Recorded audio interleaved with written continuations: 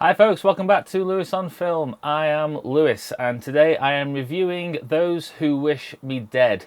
The cinemas are back open. This is the first film I saw when the cinemas have been back open. So big expectations, to be perfectly honest, so let's see.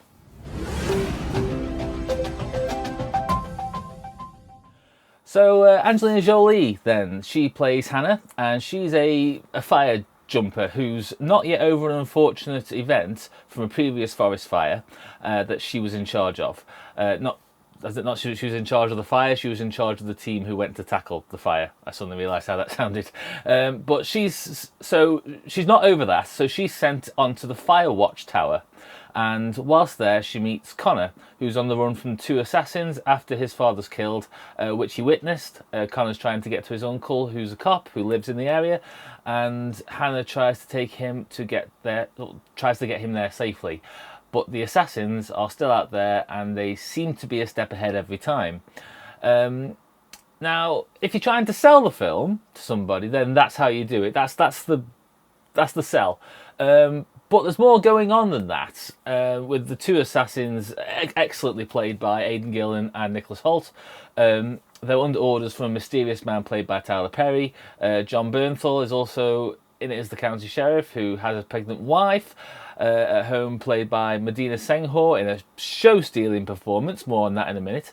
The film is about someone who tackles forest fires for a living, and so you know a forest fire is coming. Of course it is.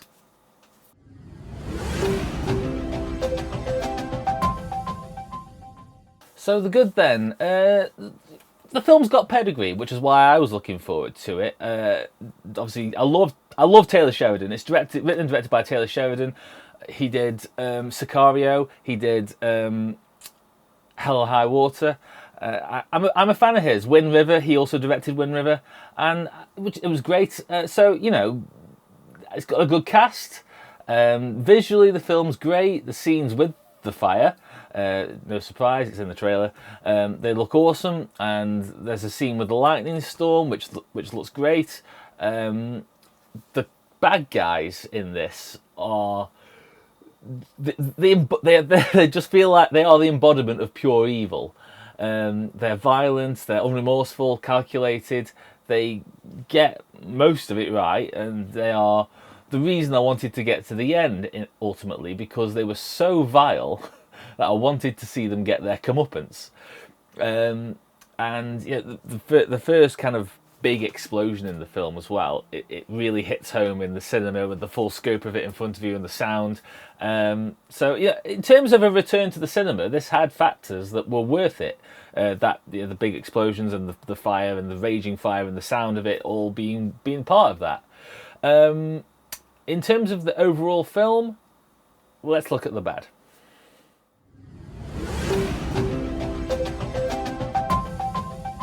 So here's the problem. There's too much in it.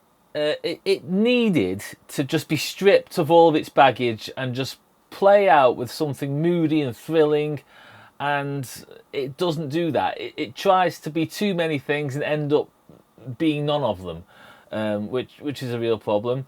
Jolie, of course, Angelina Jolie. Now, on a day where she just turns up, she's still a good actress. But she's by far the least interesting character in it.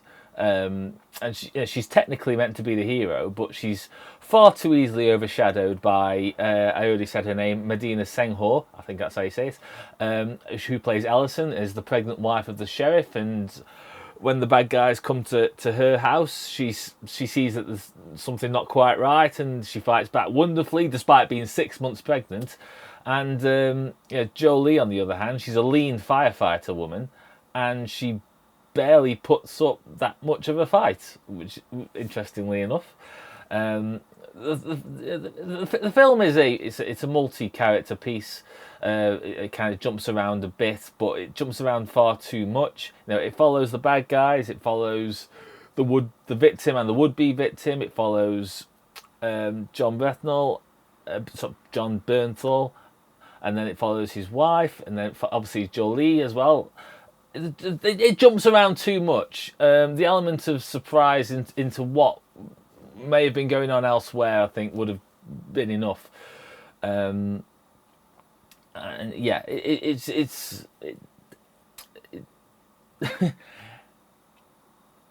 jumps around far too much to have that one scene that lets you into the story and lets you be a part of the story. It doesn't have it. And there's a scene where we first meet Jolie. It should have been left out or never been filmed in the first place, because it doesn't add anything when we first meet her with her sort of team of firefighters. It doesn't add anything. It could have been done later, exponentially. It's all a real shame, really, because the parts of they're there, but the film, you know, especially given that the first scene's great, the first few scenes are fine, but the film hits home, it hits its climax before it really gets going.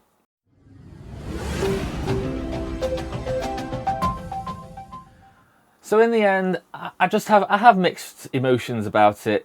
I did enjoy it whilst it was on. I enjoyed seeing and being a part of it all in the cinema, but it's just not that good overall. Sort of when I left the cinema and I look back on it and I realised it was all flash and all for show, and it offered no real depth or excitement. I'd say the excitement that was there was me wanting to see the bad guys get what's coming to them. The main characters didn't add that. But, like I say, the best character in it by country mile is the character of Alison, the pregnant wife of the sheriff, who she's a great... If she was the lead character in this, it would have been far more interesting. And yeah, it's going to get mixed reactions, I think. I think, generally speaking, you can put it on and kind of enjoy it for an evening's watch. But overall, I think it's prominently forgettable and a real misfire, which is a shame. Because like I say, I am a Taylor Sheridan fan. All filmmakers possibly have that one film they regret, and you know, even the absolute masters didn't get it 100% record, I'm sure. So you know, Taylor Sheridan, you're allowed to make mistakes and learn from them. So I hope this is what that is, because like I say, I am a fan of his. So I'm looking forward to seeing more from him, but this wasn't that good from him, unfortunately. Thank you very much again, folks. Do subscribe and keep following. Loads more to come. The cinemas are reopened. The cinemas are open. I am going to see everything.